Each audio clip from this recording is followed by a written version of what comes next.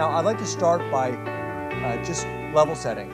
A lot of people don't know this, and I didn't know this before I went to Washington, sorry. Why is there even a Minneapolis Fed at all?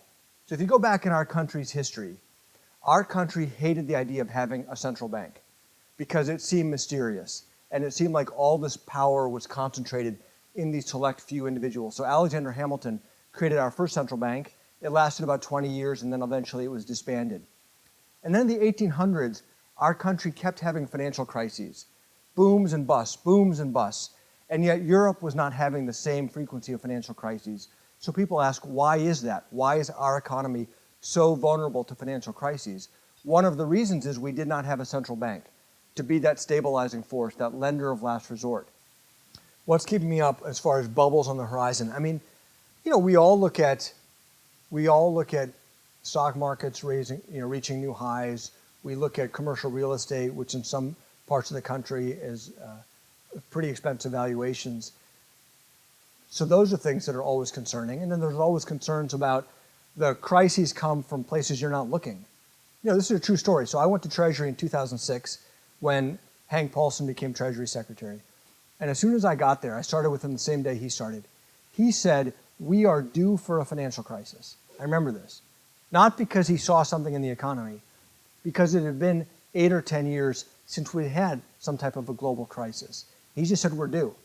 So he had a team of us at Treasury, working with the Fed, working with the SEC, looking around for what might trigger the next crisis.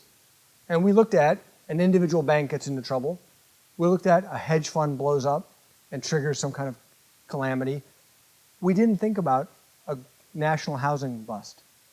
Minnesota still ranks 11th in terms of technology production, which is greater than 5% of our GDP. So very much alive in this area and continues to be an important force within our economy.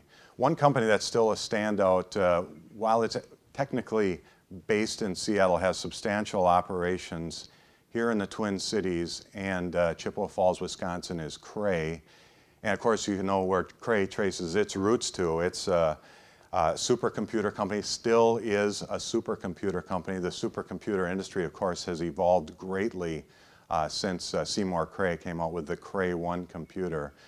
All right, so I did mention that Minnesota has been stronger, and I'd like to follow that up with a fact here. This is the S&P 500 over 25 years, and this is what is now called the Piper-Jaffray Minnesota Index, has significantly outperformed that broader S&P 500 over a long period of time.